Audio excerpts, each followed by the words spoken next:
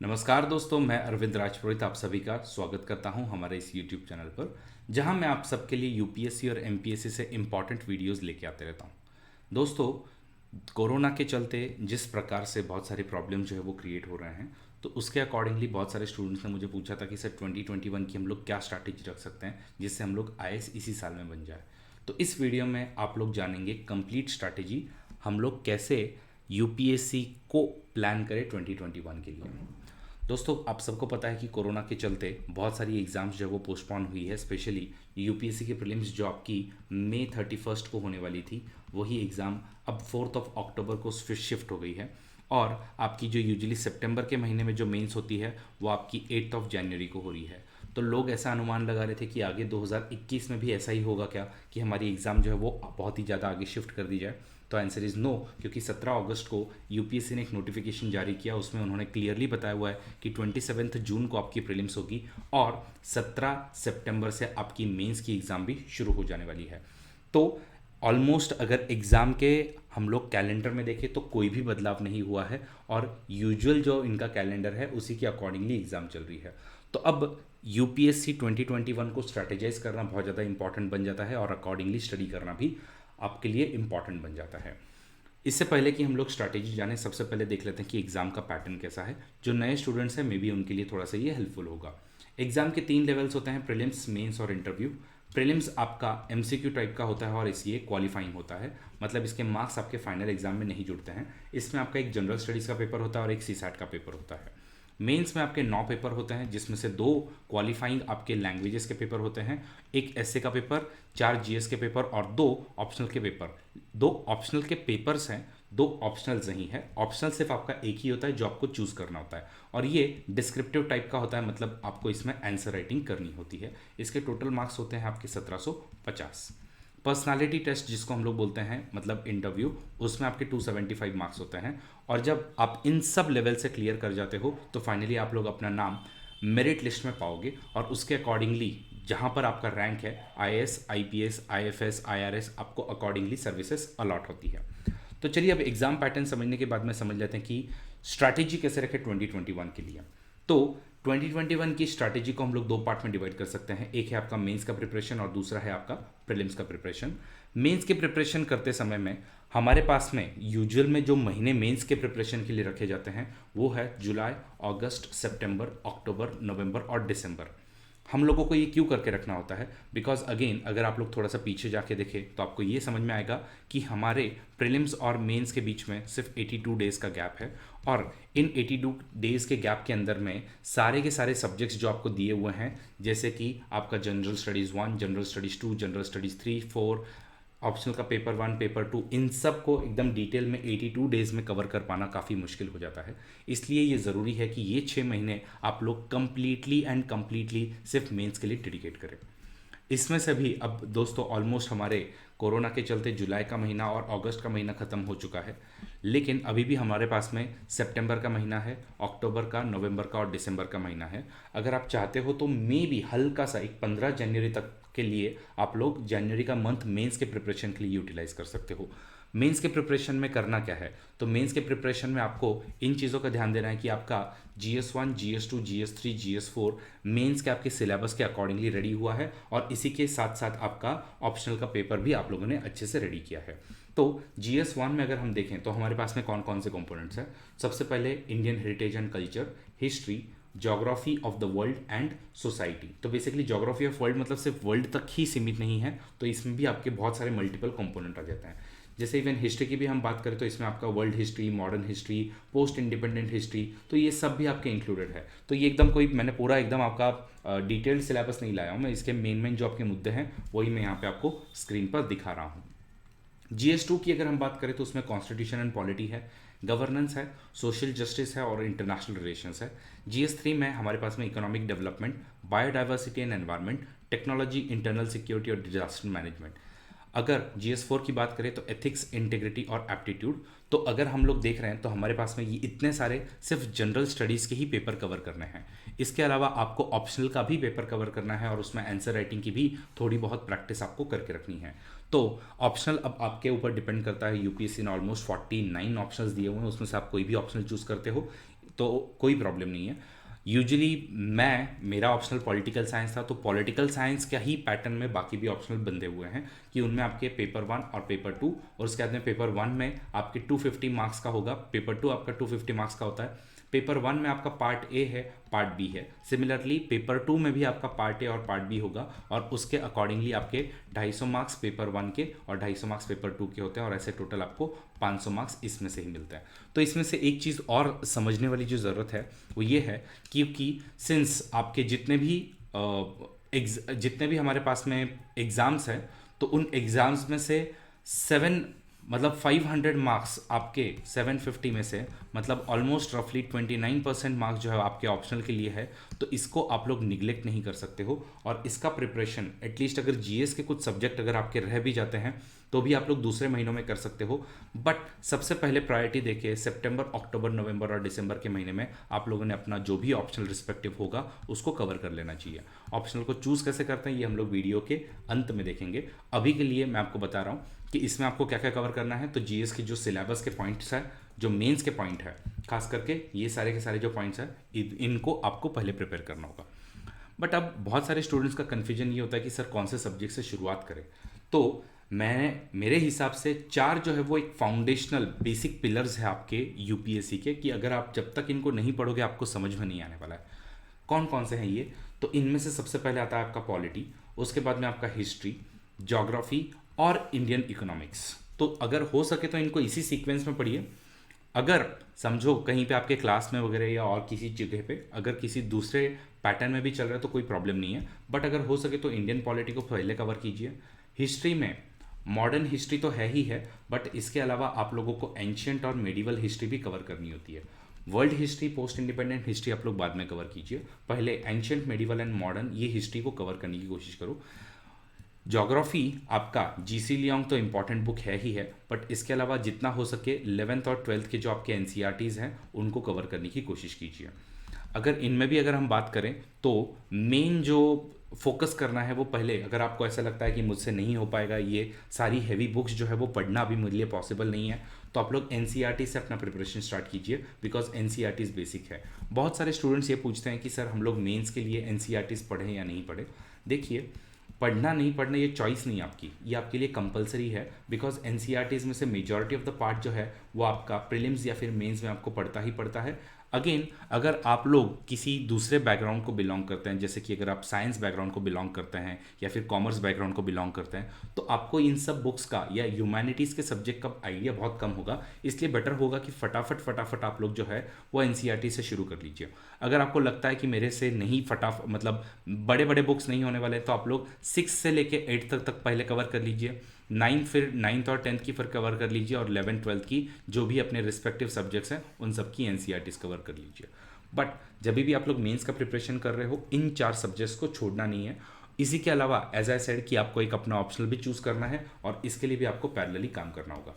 दोस्तों, ये फेज़ ही ऐसा होता है जिसमें बेसिकली आप लोगों का मल्टीपल टाइम, मतलब बहुत सारा जो टाइम है वो आपका सारा का सारा सिर्फ क्लासेस अटेंड करने में और ऑप्शनल को पढ़ने में और इनके नोट्स बनाने में ही आपका जाने वाला है। इनफैक्ट अगर अपने आवर्स को अगर 12 घंटे में अगर मैं डिवाइड करूँ तो उसमें से कम 3 घंटे तो आपके ऑप्शनल के प्रिपरेशन के लिए चले जाते हैं, 1-2 घंटे का आप लोग क्लास अटेंड करते हो, उसके बाद में इवन जीएस के लिए भी कम से कम 2 घंटे के आप लोग क्लासेस जो है वो अटेंड करते हो। तो यहीं पे आपके हो गए हैं 4 घंटे ये, 2 घंटे ये, फिर आप लोग 1-आध घंटा जो है वो न्यूज़पेपर के लिए लगाओगे, और उसके बाद में ये सब जो पढ़ा हुआ है तो इनको रिविजन वगैरह करना, तो अगेन उसके लिए 2 घंटे वगैरह आपको देने पड़ेंगे। तो 2, 3, 4, 5 और उसके बाद में ये आपके 4 घंटे, तो लगभग 9 घंटे तो आपके ऐसे ही चले जाते हैं, और 2 घंटे आपको और दूसरा एक और कोई सब्जेक्ट अगर आप लोग करना चाहते हो तो उसमें आपके चले जाते हैं। तो लगभग ऐसे 11 से 12 घंटे आप लोगों के इसी में चले जाते हैं। तो पूरा दिन जो है वो काफ़ी बिजी होता है, मेजरली आंसर राइटिंग और उसके बाद में ऑप्शनल का प्रिपरेशन, इन्हीं सब चीज़ों में आपका मेंस का ड्यूरेशन जो है वो जाने वाला है। आगे बात करते हैं हम लोग अब प्रीलिम्स के लिए। तो प्रीलिम्स के लिए कौन सा महीने डेडिकेट करें? बिकॉज देखो, अगर प्रीलिम्स है तो मेंस है, और अगर प्रीलिम्स नहीं है तो मेंस का कोई मतलब, आप लोगों ने फिर कितना ही मेंस के लिए प्रिपेयर क्यों नहीं किया हो, कोई फ़ायदा नहीं होने वाला है। अगर आप फर्स्ट टाइम अटेम्प्टर हैं तो जनवरी, फरवरी, मार्च, अप्रैल, मई और 27 आपकी जो जून है, इन सब को आप लोगों को डेडिकेट करना होगा प्रीलिम्स के लिए। आपको लगेगा सर मतलब इतना सारा टाइम डेडिकेट करने की ज़रूरत है क्या? आंसर इज़ यस, क्योंकि इसमें आपको बहुत वास्ट में करंट अफेयर्स पढ़ने होंगे। इसमें बहुत वास्ट में आप लोगों को अलग अलग कंसेप्ट जो है उनको बार बार पढ़ना होगा, रिवाइज करना होगा, क्वेश्चन पेपर सॉल्व करने होंगे। तो ये आपका फर्स्ट अटेम्प्ट अगर आप हो तो फिर ये महीने भी आपके कम पड़ जाते हैं। तो इसलिए आप लोगों को 6 महीने जो है वो डेडिकेट करने पड़ेंगे इसके लिए ही। तो अब अगर हम बात करें तो मैंने जैसा कि आपको बताया कि अगर आपने मेंस का प्रिपरेशन इन पहले के 4 महीनों में मतलब सितंबर अक्टूबर नवंबर और दिसंबर, इनमें अगर आपने नहीं करके रखा है तो आप लोग अगेन प्रॉब्लम में फंसोगे, क्योंकि आपके पास में मेंस के लिए सिर्फ 82 डेज होंगे। तो आप लोग सिर्फ प्रीलिम्स पास कर जाओगे लेकिन फिर मेंस पास नहीं कर पाओगे, क्योंकि इसमें अगेन आपको 9 सब्जेक्ट्स पर फोकस करना है। क्योंकि थोड़ा तो भी हिंदी या आपका जो इंग्लिश है वो जो आपके जो कंपलसरी पेपर है इवन इनके लिए आपको प्रिपरेशन रिक्वायर्ड होगा। तो टोटल 9 पेपर, उसमें से भी एक ऑप्शनल, सारे जीएस, एसे राइटिंग, ये सब आपके लिए बहुत हैवी हो जाएगा। इसलिए गाइस जितना हो सके आपके ये जो मेन जो 6 महीने हैं, कौन से, सितंबर अक्टूबर नवंबर दिसंबर और जुलाई अगस्त, इन सब को ज़्यादा से ज़्यादा मेंस के प्रिपरेशन के लिए यूज़ कीजिए। दिसंबर के महीने में मैं चाहता हूँ कि जो दिसंबर 2020 का महीना होगा तब तक आप लोगों ने एटलीस्ट इन टारगेट्स पे चेक कर दिया होना चाहिए। जैसे कि आपने ऑप्शनल अपना कवर कर दिया है, उसका आंसर राइटिंग भी आप लोगों ने कर लिया है, GS4 एटलीस्ट हो गया आपका, एक अच्छी 1 फुल लेंथ टेस्ट सीरीज जो होगी, जो मेंस की होगी, वो आप लोगों ने लिख ली है। और जो नॉन कॉमन पार्ट है प्रीलिम्स का, जैसे कि हम लोगों ने बात की थी, जैसे ये आपका इंटरनल सिक्योरिटी होगा, डिजास्टर मैनेजमेंट हो गया, मे बी सोशल जस्टिस वगैरह हो गया, तो एटलीस्ट ये वाला पार्ट तो भी आप लोगों ने पढ़ लिया है और कवर करके उसके नोट्स बना के रख लिए हैं। तो ये मेंस के लिए एक्सपेक्टेड है। अब हम लोग बात करते हैं प्रीलिम्स की। तो प्रीलिम्स में आपको क्या एक्सपेक्टेड है? तो प्रीलिम्स में एज आई सेड कि आपके मल्टीपल जो आपके 7 सब्जेक्ट्स हैं वो तो आपको करने ही करने, बट उसके अलावा आपको map, budget, economic survey, reports, indices, तो ये मल्टीपल चीज़ें होंगी जो आपको कवर करनी पड़ेंगी। इसमें आपको एटलीस्ट 2013 तक के प्रीवियस ईयर्स के क्वेश्चन पेपर, इसी के अलावा जितने भी PT 365 है, करंट अफेयर्स है, एक टेस्ट सीरीज आपको सॉल्व करनी होगी, CSAT वगैरह करना होगा, तब जाके आपका प्रीलिम्स कवर होगा। और इसके लिए आराम से 6 महीने भी आपके लिए कम पड़ते हैं। तो प्लीज़ प्लीज़ प्लीज़ जनवरी से लेके जून तक के लिए सिर्फ यही टाइम जो है वो आप लोग डेडिकेट कीजिएगा प्रीलिम्स के लिए। अब हम लोग बात करते हैं, बहुत सारे स्टूडेंट्स मुझसे पूछते हैं कि सर हम लोग ऑप्शनल कैसे चूज़ करें। ऑप्शनल मल्टीपल हमारे पास में 49 ऑप्शनल्स हैं, बट 49 में तो आप कंफ्यूज नहीं रहोगे, मे बी 2 या 3 ऑप्शनल में कंफ्यूज रहोगे। तो depending upon this golden triangle you can obviously select your optional. सबसे पहले आप लोग चेक कीजिए कि आपने उसका सिलेबस देखा है क्या, और सिलेबस देखने के बाद में वो आपको थोड़ा सा इंटरेस्टिंग लग रहा है क्या। अगर आपको ये लगता है तो दूसरा काम आपका है कि अगर हो सके तो उसके सोर्स जो है वो फिक्स्ड है, इनको ढूंढने की कोशिश कीजिए। ऑप्शनल जैसे कि ज्योग्राफी हो गए या फिर हिस्ट्री हो गए, इनके सोर्सेज जो है वो फिक्स्ड नहीं होते हैं, बहुत आपको भटकना पड़ता है। लेकिन PSIR हो गया या फिर सोशियोलॉजी हो गया या फिर आपका एंथ्रो हो गया, तो ऐसे जो कुछ ऑप्शनल्स हैं इनके सोर्सेज जो है वो आपके काफ़ी फिक्स्ड होते हैं और आपको ईजिली अवेलेबल हो जाते हैं। दूसरा, आप लोग एक और चीज़ देखिए कि आपको मेंटोर अवेलेबल है क्या। क्यों? क्योंकि GS में एक बार आपको हेल्प नहीं भी ली आपने कहीं से, तो भी बहुत सारे ऐसे वेबसाइट्स हैं, ऐसे YouTube चैनल है जो आपको कभी ना कभी गाइड करते रहेंगे। लेकिन ऑप्शनल के लिए ऐसे कोई भी गाइड नहीं करता है। तो अगर हो सके थोड़ा सा अगर आप लोग जेब ढीली कीजिए, लेकिन ऑप्शनल के लिए अगर मेंटोर कोई मिल जाए तो बेटर होगा। और ज़रूरी नहीं कि वो पैसे ही ले, अगर कोई आपको ऐसे अराउंड 300 मार्क्स वगैरह अगर कोई स्कोर कर चुका है, ऐसा अगर कोई बंदा भी आपसे मिल जाए जो आपको टाइम टू टाइम बताए कि आंसर राइटिंग में क्या करना चाहिए, कौन से बुक्स पढ़नी चाहिए, कौन से नहीं पढ़ने चाहिए, तो फिर वो भी आपके लिए सफिशिएंट होगा। तो प्लीज़ गाइज अपना ये गोल्डन ट्रायंगल मत भूलिए ऑप्शनल चूज़ करते समय में, सिलेबस, फिक्स्ड सोर्सेस और मेंटोर, ठीक है। और फिर ये मेंटोर से ही अगर आप लोग आंसर राइटिंग वगैरह चेक करवा सको तो और ज़्यादा बेटर होने वाला है। तो ये आपके क्राइटेरियाज है ऑप्शनल को चूज़ करने के। बाकी इसके अलावा इन 3 क्राइटेरियाज के बाद में आपके और भी क्राइटेरियाज लगा सकते हो कि भाई GS के साथ में जितना ज़्यादा ओवरलैप होता है उतना मेरे लिए बेटर होगा, क्योंकि मुझे GS उतना कम प्रिपेयर करना पड़ेगा। या फिर अगेन और आपको लगता है कि भाई कोई चीज़ जो सब्जेक्ट है वो स्कोरिंग सब्जेक्ट है, तो उसके बेसिस पे आप लोग जा सकते हो, ठीक है। नेक्स्ट बात आती है, तो अगर आप में से कोई भी political science and international relations join करना चाहता है तो हम लोगों ने एक अफोर्डेबल बैच लॉन्च की हुई है UPSC गाइड पर, उसकी लिंक आपको यहाँ पे चैनल के डिस्क्रिप्शन में मिल जाएगी। तो अभी इसकी फ़ीस हम लोगों ने 6,999 रखी हुई है, लेकिन ये 30 सितंबर तक ही अवेलेबल होगा, उसके बाद में ये पूरा चेंज हो जाने वाला है। तो इसमें हम लोग 300 प्लस मार्क्स लेने के लिए कोशिश कर रहे हैं। Basic concept, advance concept, answer writing, notes, mentoring, ये सब हम उसमें कवर कर रहे हैं। ये बैच जो है इसमें 4 लेक्चर आपके होंगे और 4 महीने तक ये आपका पूरा पूरा सिलेबस खत्म कर देगा। तो रिमेंबर माय रूल कि दिसंबर के पहले आपका ऑप्शनल जो है वो कवर हो जाना चाहिए। ओके, तो अब हम बात करते हैं कि करंट अफेयर्स का क्या करें, बिकॉज बहुत सारे लोग बोलते हैं कि सर करंट अफेयर्स कहाँ से करें, कितना टाइम उसके लिए डेडिकेट करें। मेरे हिसाब से आप लोगों ने दिन में एक 40 मिनट से ज़्यादा या मैक्स टू मैक्स अगर हुआ तो 60 मिनट से ज़्यादा आप लोगों ने करंट अफेयर्स के लिए डेडिकेट नहीं करना चाहिए। मैं आपको एक शॉर्टकट बताता हूँ, इसके अकॉर्डिंगली जाओ। बहुत सारे लोग क्या करते हैं 365 डेज के 365 नोट जो है वो बना लेंगे। मुझे बताइए एट दी एंड जब आप लोग मेंस लिखने जा रहे हो या फिर जब आप लोग प्रीलिम्स देने जा रहे हो, विल इट बी पॉसिबल कि आप लोग ये 365 डेज के 365 पेजेस भी हो अगर हो, या अगेन उसका अगर एक दिन के अगर 4-5 भी पेजेस निकालें तो भी ऐसे 1200-1300 पेजेस आप लोग पढ़ पाओ? Answer is no. और इनको वापस रिवाइज भी करो, बाकी भी सब्जेक्ट्स रिवाइज करो, तो ये पॉसिबल नहीं हो पाने वाला है। तो आप लोग क्या कर सकते हो, आप लोग जो है जब तक आपको नहीं समझ में आ रहा है तो एक बायजूस आईएएस का बहुत अच्छा यूट्यूब पर चैनल चलता है जिसमें उन लोग नो नॉनसेंस वे में 40-40 मिनट के वीडियोस बनाते हैं। तो यूजुअली मैं इनको डबल के स्पीड पे देखता हूँ, आप लोग भी अगर देखना चाहो तो देख सकते हो। 20 मिनट्स में ये आपका पूरा पूरा जो भी करंट अफेयर्स था द हिंदू का वो कवर कर देता है, ठीक है। बट इसका मतलब ये है क्या कि आप लोगों ने हिंदू या इंडियन एक्सप्रेस को पढ़ना बंद कर देना चाहिए? Answer is no. आप लोग अपना पैरेलली एटलीस्ट 20 to 30 मिनट्स इनको आप लोग अपने से रीड कीजिए और इसके साथ में भी मैच कीजिए और इसमें से जो भी आप शॉर्ट नोट्स बना सकते हो उनको बनाइए। बाकी जितना हो सके फिर आप लोग जो है वो मंथली मैगजीन्स जैसे कि विजन हो गया, दृष्टि हो गया, इनसाइट्स हो गया, तो इन लोग अपने अपने मंथली मैगजीन पब्लिश करते रहते हैं। तो उन मंथली मैगजीन को पढ़ के आप लोग अपना अगेन जो भी बच्चे कुछ कंसेप्ट है उनको कवर कर सकते हो। तो इस तरीके से स्मार्ट वे में आप लोग अगर करोगे तो आपका करंट अफेयर्स में 3-4 घंटा वेस्ट नहीं होने वाला है और 40 से 60 मिनट के बीच में आप लोग अपने करंट अफेयर्स कवर कर पाओगे। दूसरा, कुछ लोग पूछते हैं हम लोग ज्वाइन करें या नहीं करें क्लासेस। देखो सीधी सी बात है अफोर्डेबिलिटी की। अगर आप लोग अफोर्ड कर सकते हो किसी भी क्लास को, डेफिनेटली आप लोग जो है वो उस क्लास को ज्वाइन कीजिए। क्लास ज्वाइन करने से क्या होता है, आपको एक पाथ जो है वो मिल जाता है कि आपको किस रास्ते से जाना है, आपके आंसर राइटिंग हो जाती है, आपकी अगेन पेपर वगैरह चेक वगैरह हो जाते हैं। तो इन सब चीज़ों का आपको फ़ायदा पक्का क्लास लगाने से होता है। बट येस, कभी कभी ऐसा होता है कि फाइनेंशियल कंडीशन की वजह से और स्पेशली अभी कोविड के कंडीशन में नहीं हो पाते हैं क्लासेस ज्वाइन, तो आप लोग मत कीजिए। बट एटलीस्ट आप लोग ऑप्शनल के लिए जहाँ हो सके जो भी आप लोग अपना रिस्पेक्टिव ऑप्शनल चूज करते हो उसके लिए क्लासेस पक्का से लगा लीजिएगा, फ़ायदा ज़रूर होता है। ओके, और अगर आप लोग HV Desai competitive exam centre को थोड़ा सा भी अगर कंसिडर कर रहे हैं तो डेफिनेटली आप लोग हमारे बैच के पार्ट हो सकते हो। और आप लोग या तो 9511635931 पे हमारे इंस्टीट्यूट पे कॉल कर सकते हो जहाँ पे पूरी कॉम्प्रिहेंसिव प्रीलिम्स, मेंस और इंटरव्यू की बैच चल रही है।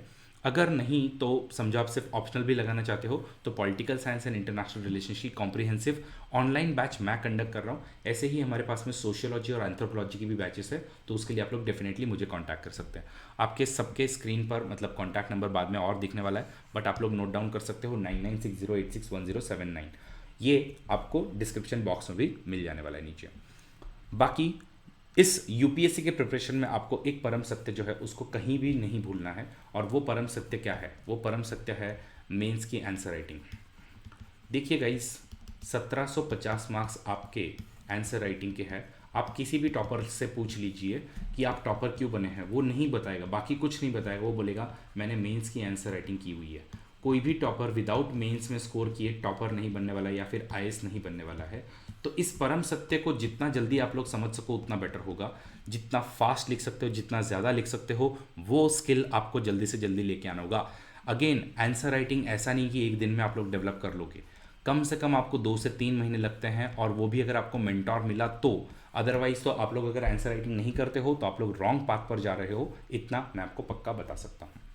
तो गाइज आई सपोज आप सबको ये वीडियो पसंद आई होगी और इसमें मैंने आपके कुछ डाउट्स तो भी क्लियर किए होंगे। अगले वीडियो में अगर हम लोग बहुत सारे स्टूडेंट्स पूछ रहे हैं कि बुक लिस्ट वगैरह लेके आइए, तो अगले वीडियो में हम लोग एक बुक लिस्ट वगैरह लेके आने की कोशिश करेंगे। आप सब अगर इस यूट्यूब चैनल पर नए हैं तो आप लोग प्लीज़ सब्सक्राइब कीजिए, बेल आइकन प्रेस कीजिए ताकि आपको टाइम टू टाइम इसके वीडियो के अपडेट मिलते रहें। बाकी मेरा नाम अरविंद राजपुरोहित है। आप लोग मेरे साथ टेलीग्राम चैनल से जुड़ सकते हो। आई अरविंदा टेलीग्राम चैनल की मेरी लिंक है, वहाँ पे हमारे सारे अपडेट्स आपको मिलते रहेंगे। अगर आपको फिर भी कोई डाउट है आप लोग डेफिनेटली मुझे 9960861079 पर कांटेक्ट कर सकते हैं। तो आई होप गाइस आप सबकी को ये वीडियो पसंद आई होगी। इस वीडियो को अगर आपको पसंद आई है तो लाइक बटन ज़रूर प्रेस कीजिएगा। मिलते हैं अगले वीडियो में, तब तक के लिए अपना ख्याल रखिएगा। Take care, bye bye.